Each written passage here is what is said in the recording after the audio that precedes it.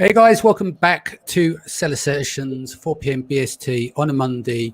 Chris Rawlings is here, Alycia Shapiro, and Athena Severi. Today is Mindset Monday, books that changed your life. And god damn it, is it fucking hot here in the UK. My new aircon's coming tomorrow. So if you hear two fans rolling in the background, may I just apologize up front because I am blistering. I'm like literally sitting in the greenhouse cooking. You could put an egg on top. Let's get going. So, Alycia, do you want to give a quick introduction to yourself, please? Sure. Hi, I'm Alycia Shapiro, and I'm an e-commerce seller. I'm a mom of 3. I live in Los Angeles, California. I've been selling online since 2003. I am a leader inside the Titan Network, and that's me in a nutshell. Excellent. Christopher. Yeah, got into e-commerce in 2015, grew to 7 figures within 18 months, then moved on to growing other people's brands and taking parts of their brands and helping them grow. Now run Ignite Brands with Dan Ashburn and Lyden Smithers, and I'm a leader in the Titan Network as well, alongside Alycia. Excellent. And Athena? Hey guys, so I started selling on Amazon about 5.5 years ago, and it helped me to find my freedom and really find my passion, my voice, and building communities and events. And since then, I created a sourcing trip called China Magic, and I'm co-founder of Titan Network. And I'm really excited to be here with 3 of my favorite human beings in the whole world, talking about mindset of all things. Excellent. It's really great. Cool. Okay, so kicking off with the books, we'll go around the room. We'll start with you, Alycia, first. What's the first book you've got in mind? So the first book I have in mind is actually comes from a larger work by Plato called The Republic, and it's was written over 2,400 years ago. So a little light reading for you. In this work, Plato tells a story that he calls the allegory of the cave. And in this story, there's prisoners, and they're bound inside of a cave, and they can't see anything of the outside world, right? They can only see what's directly in the cave, directly in front of them. And what's in front of them is this wall, and all they can see is there's a fire in the room inside the cave, and what they can see is the shadows of what's happening outside the cave as it passes by the fire. They see a shadow of a dog, a shadow of a person, shadow of objects. And in their world, those shadows are the thing, right? Like that is what a dog looks like. That is what a person looks like. But one day, one of these prisoners escapes the cave and they go out into the sunlight. And at first this blinds them. It hurts his eyes, right? It hurts their sense of reality to see these 3-dimensional objects, like to see the dog, the person, the objects that are out in the world. And at first, the shadows that they used to see are much more real to them than these objects that they're seeing now. But over time, their eyes adjust and they start to see the world as it really is, right? Or as we see it, at least. At that point, the escaped prisoner, realizes that the reality that they thought was real their entire life is not reality at all, right? The shadows could never have as much substance as these 3-dimensional objects. So Plato goes on to take this to much deeper levels, which I don't think is important here. It's not what impacted me the most. He talks about greater things in society, like what do rulers do when they see reality, but their subjects do not. But for me, what this did was it gave me a blueprint to start my own personal philosophy, because it made me realize that our perception of reality is not absolute, right? Like that's the thing that I got from it. And from then I took it, it made me take this kind of leap to say, well, if that's true, if reality is not absolute, then our reality can be changed. And in my 20s, that was mind-blowing for me. You know, I was kind of in a dark place, and I thought, well, if my current reality isn't like it, then I can change it, right? And if I can change it, then maybe I can choose how that reality changes. Like I can direct my life in the way I want it to go. What would you say is one of the defining moments of that book? Like you said, you changed perception, you was in a dark place and everything else. is there anything that you can zoom back in your mind and go, actually, this book here changed this, this, and this? Have you got any characteristics that you? Yeah, well, I think it's a short thing, right? It's not a big. It's not The Republic is a huge book, but this allegory was just this little thing. I had to study it as part of a class, and I had to dissect it. And that was my takeaway. And as part of that, we were also reading, which is like my second book. It's kind of this overall concept of how these two works impacted this one thing. And the other thing was Marcus Aurelius's Meditations. So, and what he was saying was that like your life is what you deem it to be. Right? So that we set up our own reality. We shape our own perceptions of the world. We can't control external events, but we can control our reactions to it. Yeah. And so like at that point in my life, I was working for other people, right? Other people were controlling what I did every day in a lot of ways, because, you know, when you're working a 9-to-5 job and you're in your early 20s, you don't have a lot of control. But what I realized then is I had control over everything, right? I could control my daily habits. I could control how I chose to frame things in my mind. And Marcus Aurelius talked a lot about that in Meditations, that you can't control your past. You can't control what other people feel about you. But you can control what you're doing. You can control your reactions to it. So that was like my main thing. And so is that what led you to becoming an entrepreneur? Because you know, you're talking about control here, like, but you got the day job where you're there to do specific tasks. So were you in jobs that you just didn't like either? Because sometimes, you know, you can have a day job and still love what you do, so it doesn't feel like work. But with the control, no, I did not love what I did at all. I knew it didn't feel right. You know, I think that throughout my life, throughout my younger years, I did not feel like I was where I belonged. I didn't, even in my own family, I didn't feel like, it didn't feel natural to me. I was living a life and around people that didn't align with my true nature. Yeah. And so you went about changing that, and off the back of that book. So give me an example there of realizing the change, and what did you do in that change to make it happen? Obviously you're a lot different place now, but at that point, because it takes time, doesn't it? You can't just change things overnight. You have to have a process that you go through and find your calling. So did you find, even when you was going through the change back then, did you find your calling back then, or did that come many years later? Yeah, I didn't find my calling. I thought I did though. Right. And I think that the main thing is that we're all going down a path, right, in life. That's going to happen no matter what you do. So you can either choose to let the river take you where it wants to take you, or you can, you know, set a course. And I think that for me, I set a course. I created habits that were going to get me to a destination that I thought I wanted to go to. Did it happen exactly as I thought it would? No, it did not. Right.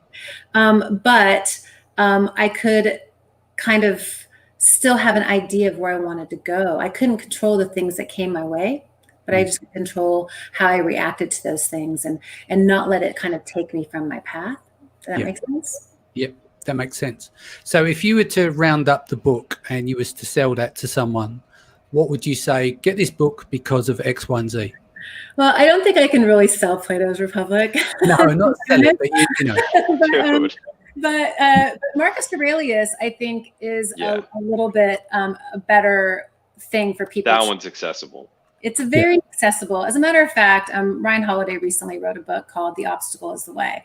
And I think that he encapsulates kind of a lot of the core ideas of Marcus Aurelius's work and just Stoicism in general. You know, how you can take any obstacles and use them to your benefit. So I would challenge people to read Marcus Aurelius's original work, but if not, there's a lot of modern works that are based on Stoic principles. And Ryan Holiday is a really good example of that. He has a few books in that realm. Yeah, so. I think I've got it here. There's a podcast that they do these on a daily basis from a lot of his readings. Let me tell you what it's called. I think it's called The Daily Stoic. That's it. Yeah. I love it, but I wish he wouldn't do them fucking ads. they're only like 3 minutes long and then a minute and a half of ads. So you're always hitting the 30-second button. But no, it's some good stuff on there. But that's the bit that gets me. But yeah, there's some good readings there. Stoicism, or however you pronounce it. Chris, what's your take on it? Meditations actually is one of my favorite books too, and I would have also mentioned that as one of mine that changed my life if Alycia didn't, probably, because when I first read it, I thought, like, this is kind of like a Bible, like for me, that I can go back to.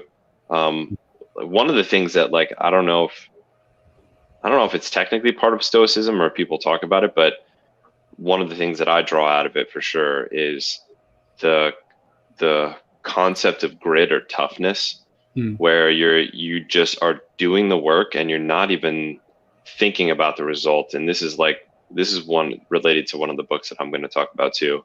It's way shorter than, I don't know how you read The Republic. I've never read that. I only knew like philosophy majors that read that. I don't know how, I mean, that's fucking nuts.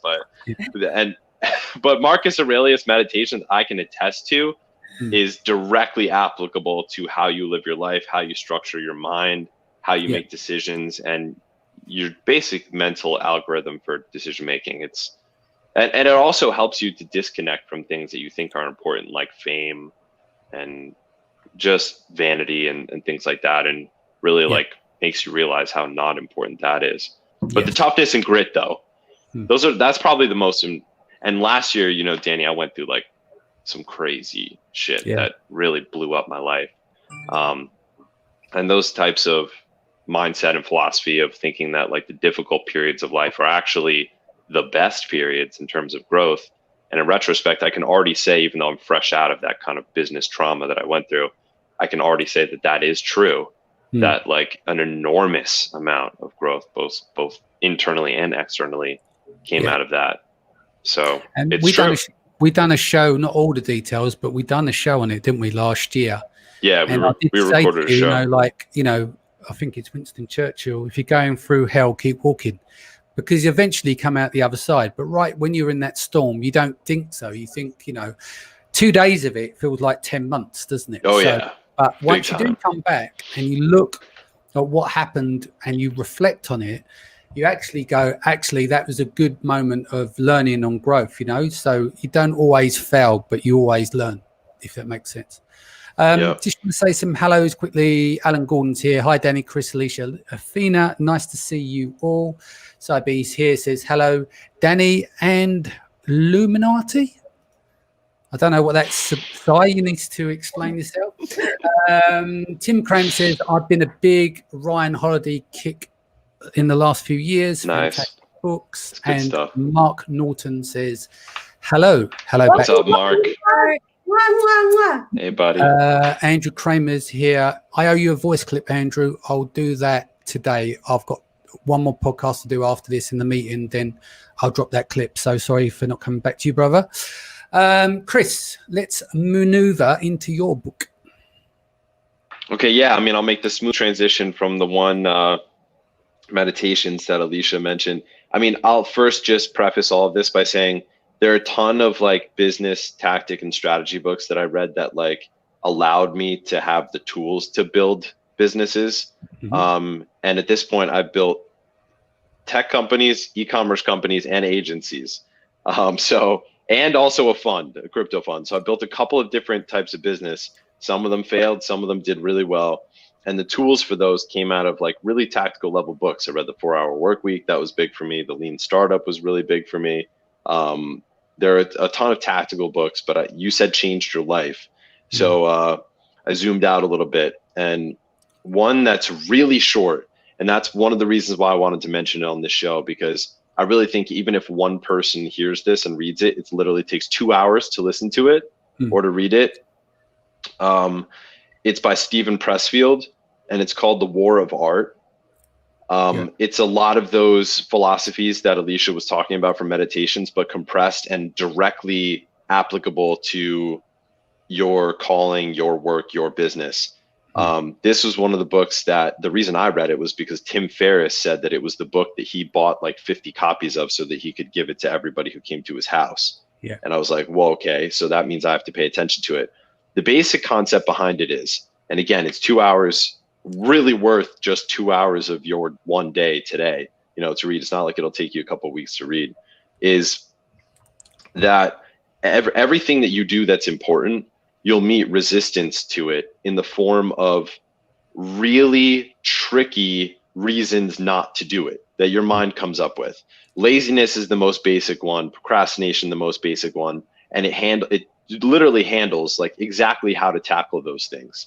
And if you're someone like me who's extremely ADD, a lot of entrepreneurs are like that. I was never diagnosed with ADD, but if you know anybody that knows me knows I'm very switchy and tend to get distracted. I'm very excitable too. I get excited pretty easily.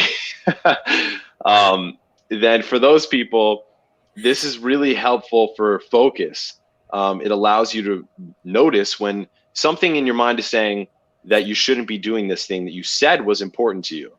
And it can be really tricky, like, oh, well, people already know that. So why would you write a blog post on it?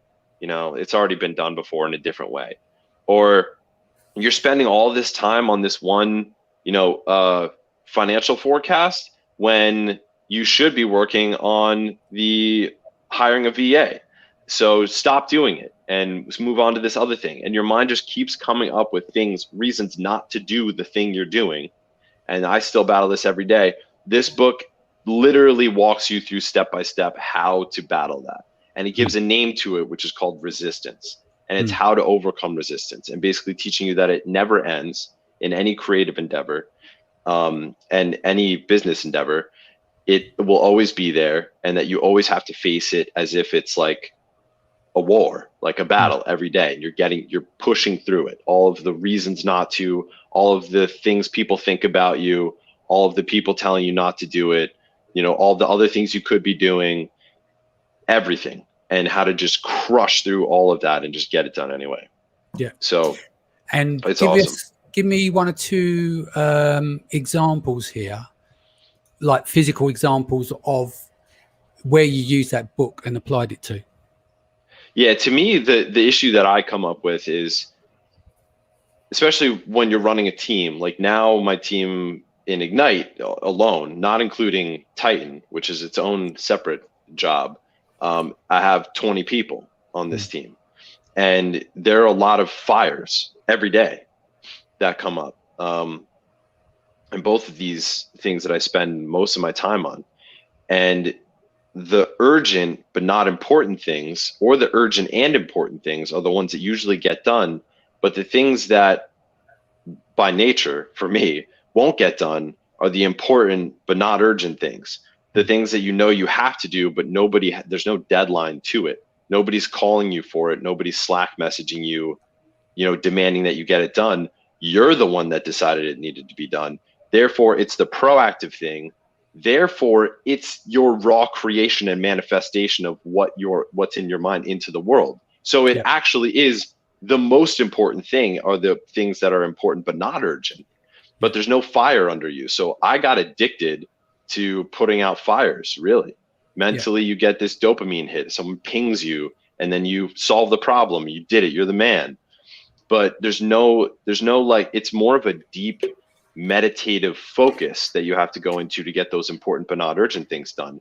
Getting to the point where I could do that was directly a result, at least partially a direct result of reading, digesting, and understanding this book years ago. So if I'm hearing this right, most entrepreneurs spend their time putting out fires. So there's two things to look at here. Putting out fires all the time means you don't have to serve the processes that are in place, or you have a service. This is based on an emergency, right? So if you're in a construction world, you may have like a breakdown service. So you can never have your processes in place because you're always putting out fire. The phone goes, everyone drops everything. Firemen, same thing, emergency services and everything else. But then there is the other side, is that you are doing the important stuff as well. And so although you get addicted to it to do the important stuff, some people leave the important stuff to do because they only want to do the fun stuff. So you probably shouldn't be too hard on yourself, the fact that you're there in the trenches putting out the fires. But it's how do you get that balance? How do you stop that from being a regular everyday occurrence? Because that's a massive energy suck. Yeah, exactly. That's so true. And it's not even just about putting out fires. It's also like, you know, an event. Say I'm doing a cross promotion event with another company next week, and we're both going to be on a webinar. That's, you know, there's a timeline to that, a deadline to that. It is important, but it also has this deadline. But me creating the long-term vision for my organization, distilling it into objectives and key results for each person, and then communicating it to them, that's my doing. There's no deadline on that. I just have to do it myself, and I have to be able to focus myself to make that happen and quiet everything and enter this creative flow state in order to do something like that. Yeah. So those are the things that get missed, I think, but they end up being the most important how things do you deal with switching states? It's hard to get into a flow state if you've got crazy shit going on around you all the time. Yeah, so, dude. How do you switch states? Well, actually, I have a new trick that I want to share that I recently started to use about 3 weeks ago, and I'm still doing it every day now. Yeah. And it's actually an app, and it's a web app called FocusMate. And it sounds so freaky and fucked up that I hate even like admitting that I use it, but I really love it. But you basically, you guys are probably all, obviously you're all old enough. I love the fucked up version of Chris. Don't worry, it's fine. Oh yeah, you've seen it. Oh, you've seen it a lot, actually. All versions, Chris. All versions. Thank you. Yeah, but it's called FocusMate. It's basically like chat roulette, but without the dicks. You log on and you open up FocusMate, and it pairs you with a person who's a stranger who you have to keep your video and your audio. You can turn your audio off, but you keep your video on the whole time. You basically, with this person, you spend the first 30 seconds. They're 50-minute slots, 50 minutes, better part of an hour. Yeah. And with this person, the video starts up as soon as your calendar comes up. And if you don't show up, you get punished, by the way. You can't use the service anymore. So you have to show up. Yeah. You show up to your 50-minute FocusMate session. You schedule something important but not urgent that you're going to work on the whole time, and the video's on. And you tell that person what you're going to get done by the end. And at the end, you have to tell them if you did it or not, and they have to do the same to you. Yeah. No chit chat, no bullshit. You just do the thing. Yeah. And it's with a complete stranger. I don't know why it works, but it works for me. And I've been using it every day since I heard about it 3 weeks ago. Do you have a shower in the office? Actually, yes, we do. You want to save that 50 minutes, go and have a freezing cold shower. Jump straight in there when you're in one of those moments. Dude, I am a big proponent of that.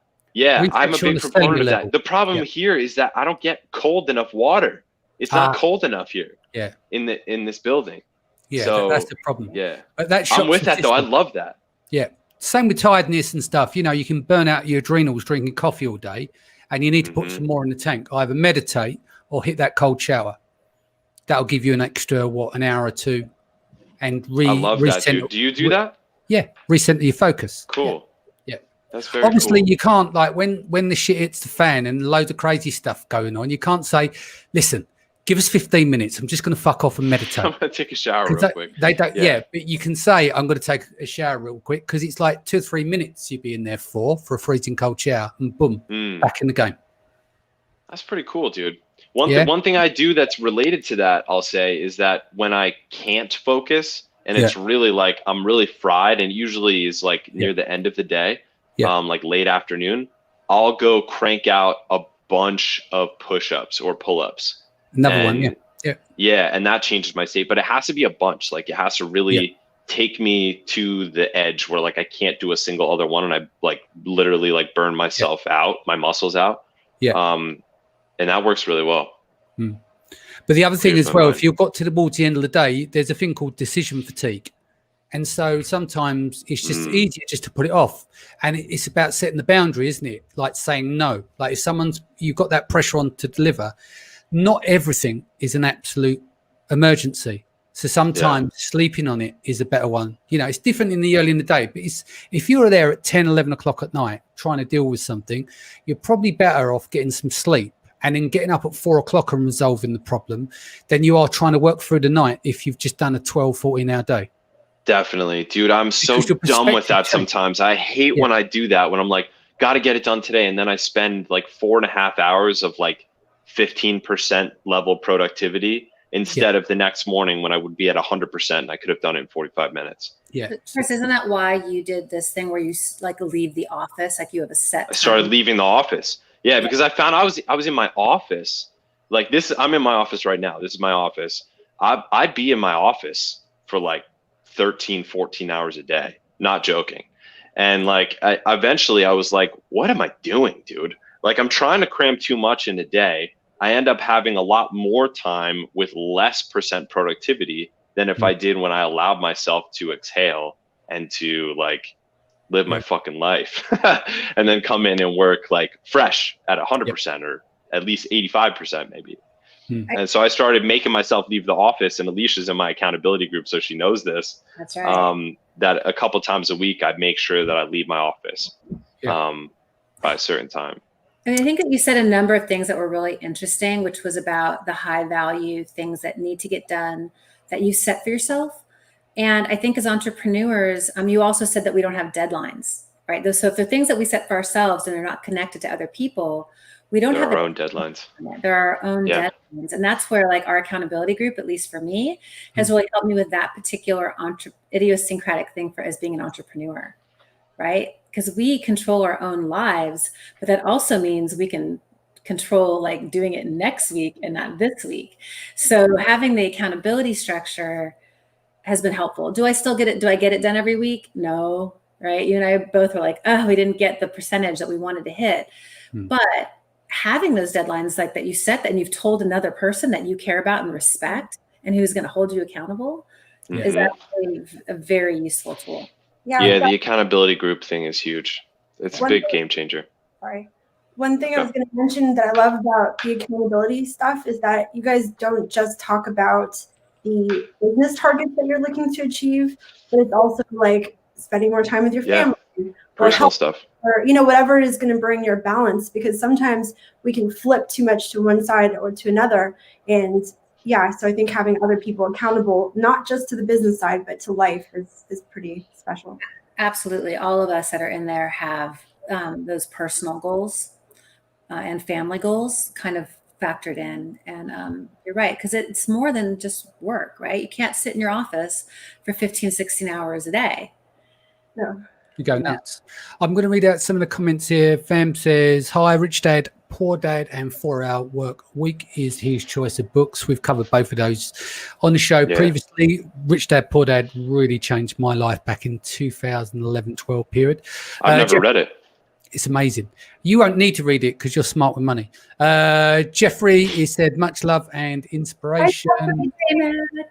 Tiffany says, good morning. Tim says, yes, Pressfield War of Art is really powerful. I try to read it at least once a year. Nice. Brian says, cool. I do crazy jump rope sessions for like 15 minutes straight. Again, nice. I've done my second training session today, hitting the bag and jumping, like skipping. Is also good to get in the zone, but I don't use that for like that whole decision making thing. If I need to get back in the zone really quickly, as I said, the cold showers. Right then, Missy, on to you. You've been quiet. Let's talk about your book. What have you got for us? Me? Yes. Yeah. Oh, sorry. Okay, so I'm going to try to cram in a couple things. So one is Illusion by Richard Bach, which I don't know if you've spoken about before.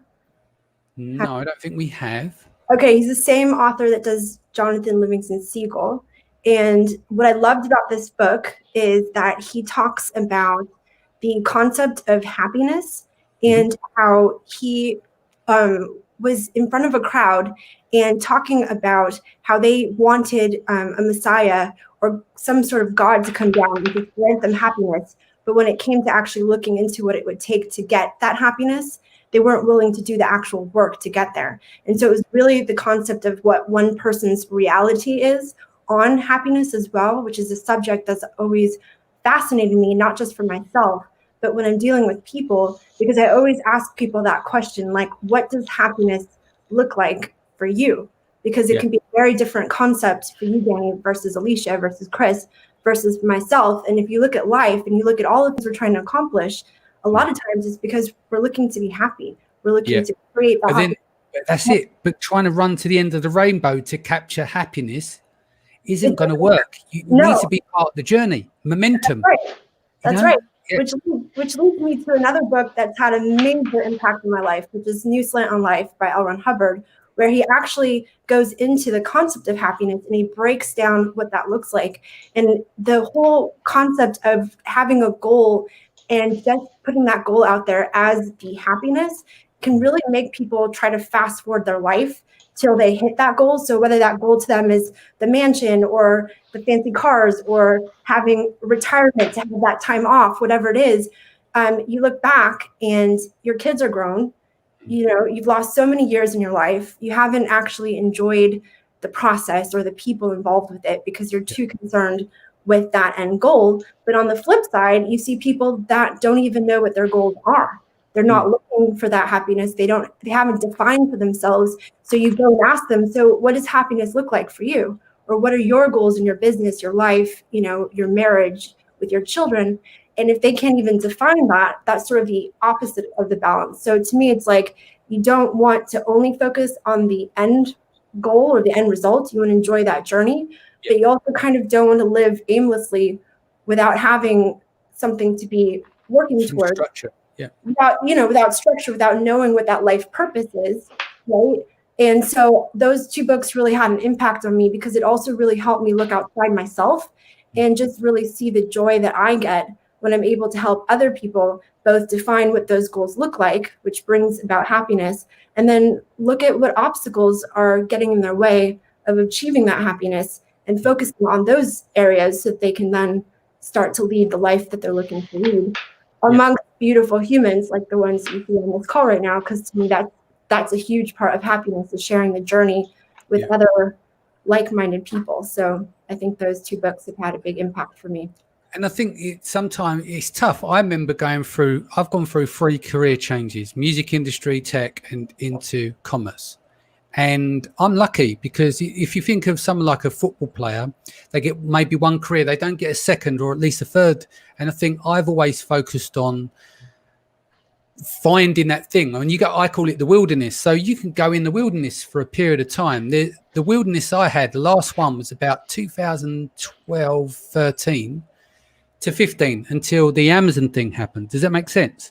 So I've gone through and it's a long process to get to, but I always made sure is that when I wasn't happy and I didn't have meaning in my life, in my work and stuff, I'd spend time looking for it. But you get frustrated until that thing comes along and you try numerous different things. You know, I always say to people, take down write it down in a journal, spreadsheet or whatever. Do all the things you like, all the things that you're good at and all the things that you want to do, and then try and mix the cells together and see create a mixture of the two to see what comes up. And there might be a niche in between all of that you could try. Then you go off and try it and you go, okay, I've done that. 3 months, bit bored of that, move on to the next thing. It's the same with launching businesses. You might launch a load of little businesses and you're just not feeling them. And then one of them works and that's it. And then you're off to the races. And I think that's where the pursuit is. You've got to pursue finding your meaning. Once you found your meaning, then the game's yours. Yes. Can I add to that really fast? So I really believe that if you find your passion and if you find your superpower and how you can take your gifts and show them to the world, like for example, Expert Secrets by Russell Brunson's had a massive impact on my life because he really goes into looking at, what are you good at and how can you share those abilities with the world, and the fact that you might not be sharing those abilities.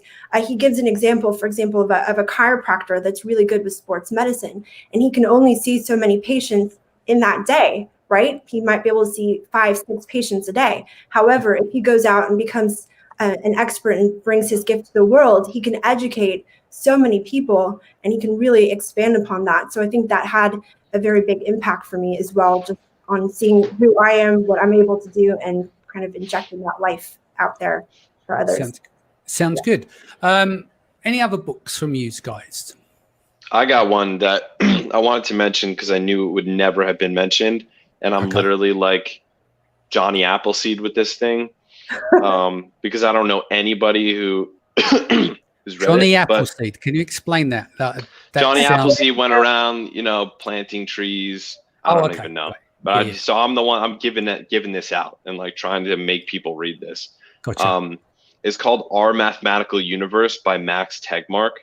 And Okay. Max Tegmark is basically one of the greatest living physicists that is still alive today. Yeah. It will go down in history as one of the greatest physicists, I believe. And it's basically, so the reason I'm saying this book is because it changed my entire perception of what reality is. And there were like multiple points in this book, 2 or 3 points in this book where I was reading it, and my view of what reality is changed so dramatically in a moment that my face got hot, and I had to like close the book and put it down and like chill for a second with like, and my heart was like beating super fast. There was like 2+ times in the book where this happened. So I've never read a book before that has done that to me. And the reason is because it actually illuminates what reality is, what all of this is, like the universe, our galaxy, our solar system, and all of like, so what it does is it starts at like the beginning of science, like the beginning of humans understanding how reality works. And it kind of walks you through to today. And then it takes you from today into what physicists are working on now for how the universe actually works. And anybody who's like a science nerd out there will love this, but also anybody who just wants to know about reality will, because you don't have to have any kind of background to read this book. It's very accessible, and it's told in a storytelling format that's really actually enjoyable and fun to read, but at the same time, like allows you to like kind of step outside of your like little tiny problems that are going to be forgotten by humanity. Yeah, exactly. Take you out of the cave. Right? Take you right out of the cave and stop seeing shadows and start seeing the 3D bodies.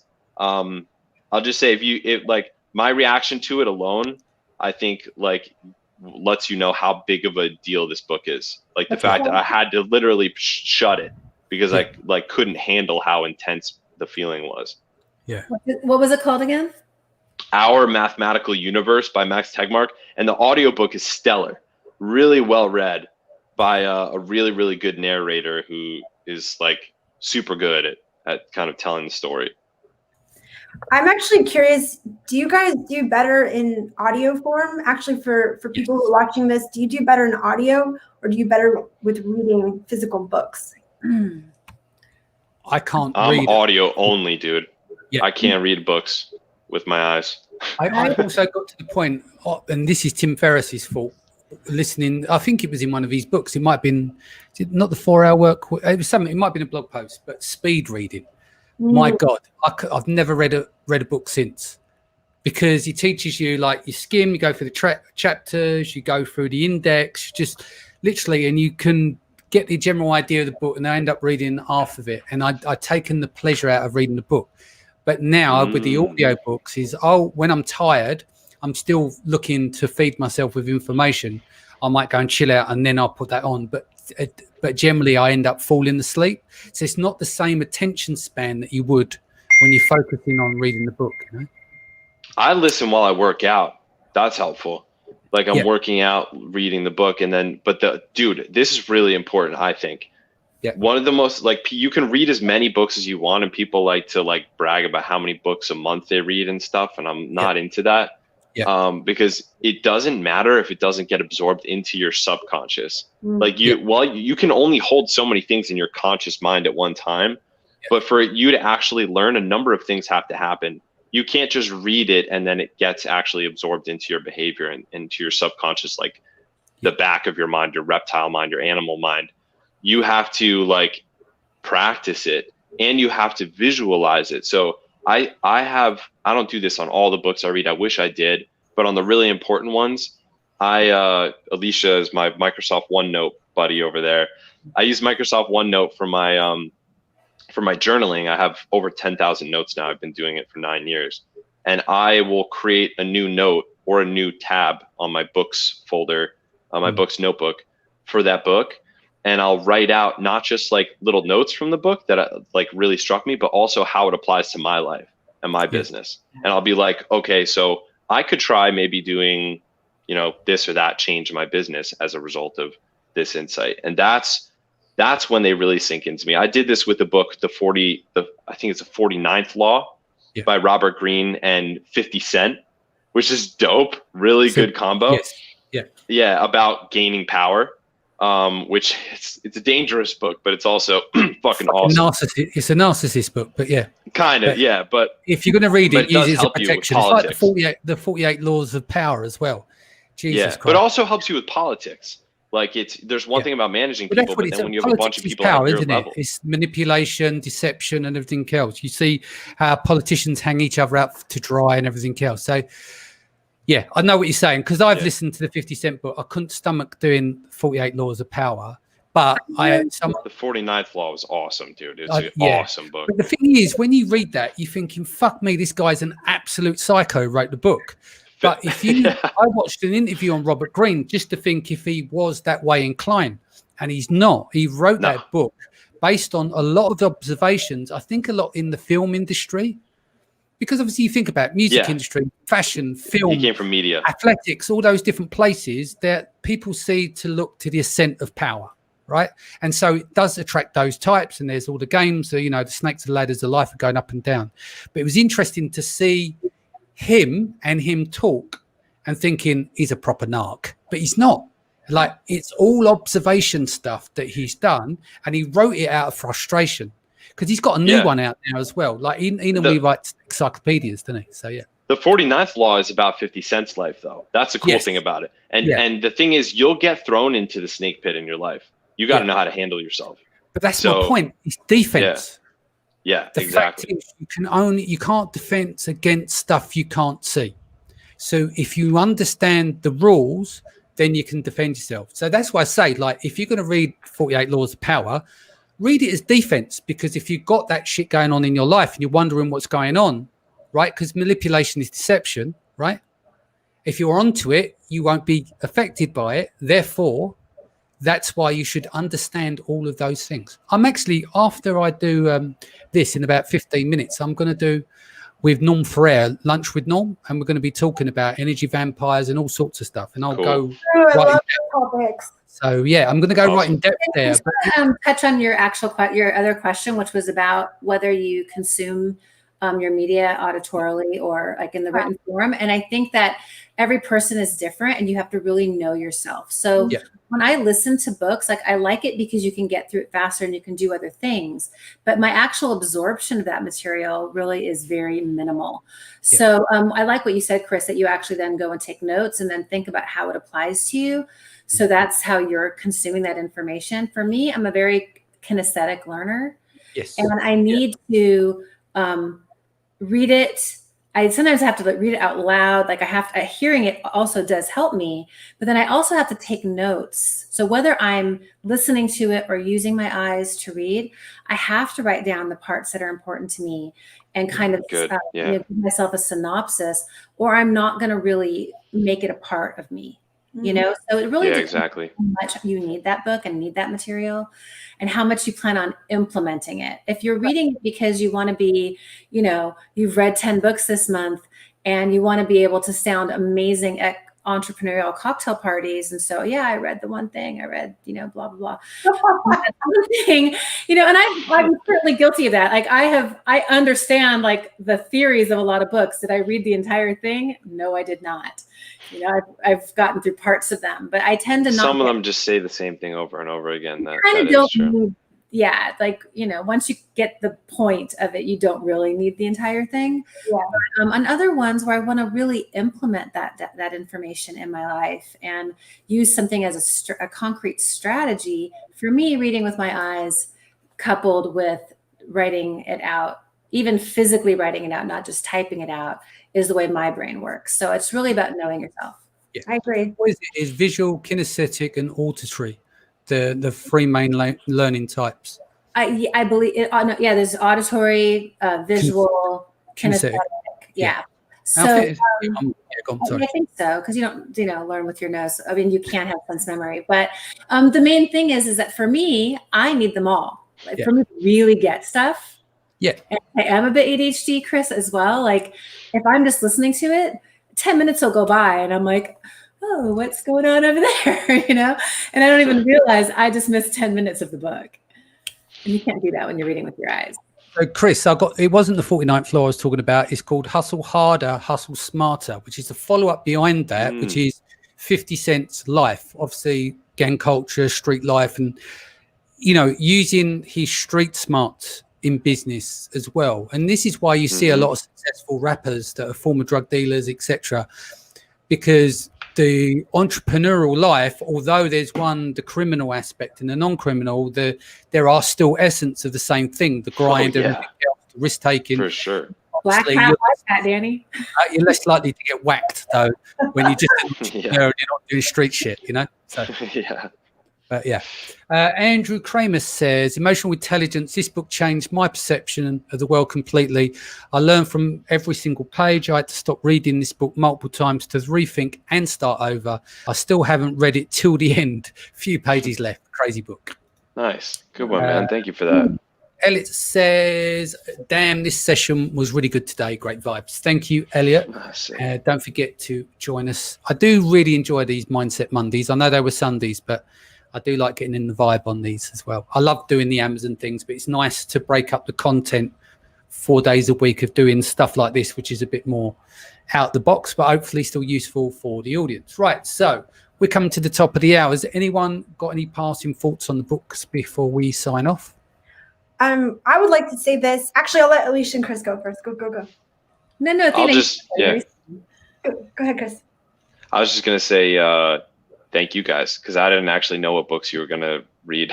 Like, even though we're all very close on this call, I think all of these guys are some of my best buddies in the industry. I didn't know these other books you guys mentioned were going to be, especially fucking Republic, dude. What? Crazy. But it was really cool to see this side of you guys. So yeah, it was really fun. Thank you, Danny.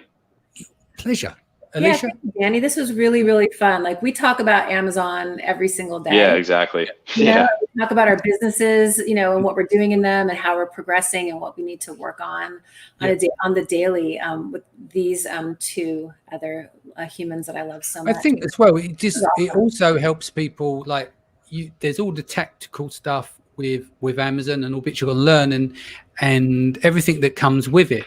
But then there's what sits in the background. Like, people listening now is kind of, okay, what does that make people tick? Why are they successful? If they're not successful, this, that, and the other, or why would they do things a certain way?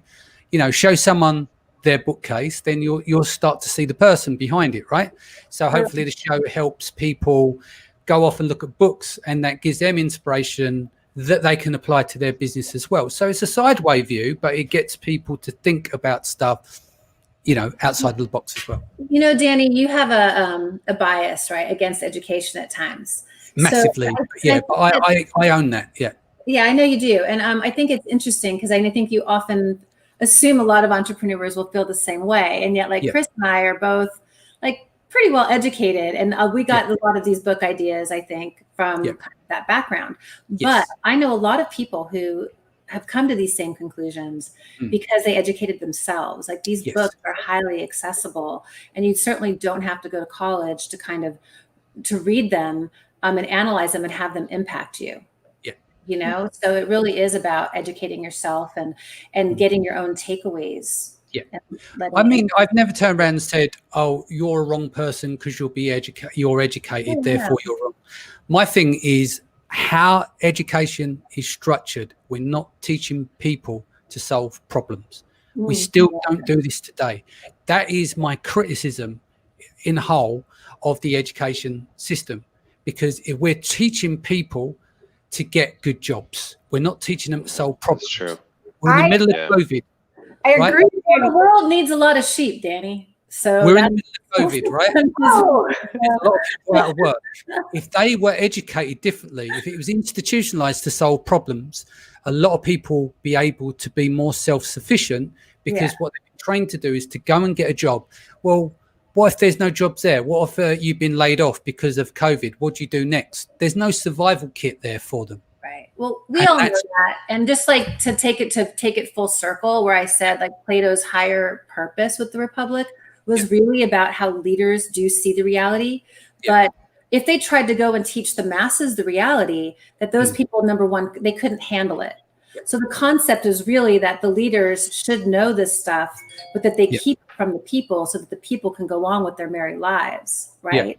And what we do as entrepreneurs is we educate ourselves to break that, right? To see the world the way it is and how it can be, and to create the life that you want to live, right? And to not allow someone else to dictate that for you. Yeah. I like that. Cool. On that note, what's the best way to reach you, Alycia?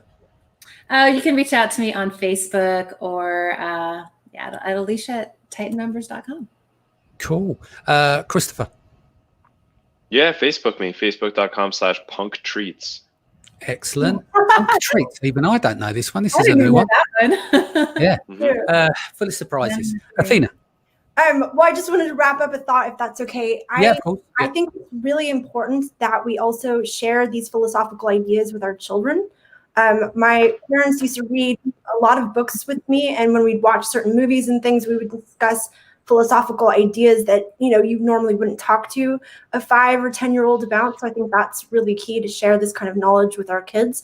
Also, one thing just real quick on the subject of mindset, and that's something I actually got from the New Slant on Life on having to do with happiness and your perspective of life. When you look at a child and you look at how much enjoyment they'll get from a simple thing, a flower, a butterfly, you know, and then you see that same person 30, 40 years later, and they're all disgruntled and they're all unhappy, and, you know, the world is gray. It's not that the world has changed.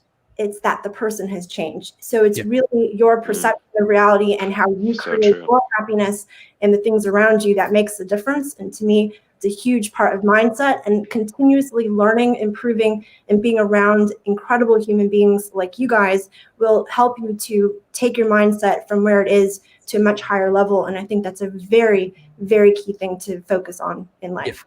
Yeah, that makes sense. Cool. Going to sign off there, guys. Thank you so much for joining us today back here, 4 p.m. tomorrow BST. We love you, Danny. We love how much you bring to this whole industry. You are the bestest. We love you. Mwah. Thank you. Check's in the post, Athena. The check is in the post. All right, guys. Much love. Take care of your families. I'll see you again tomorrow. Take care. Thanks, guys. Much love, guys. Peace.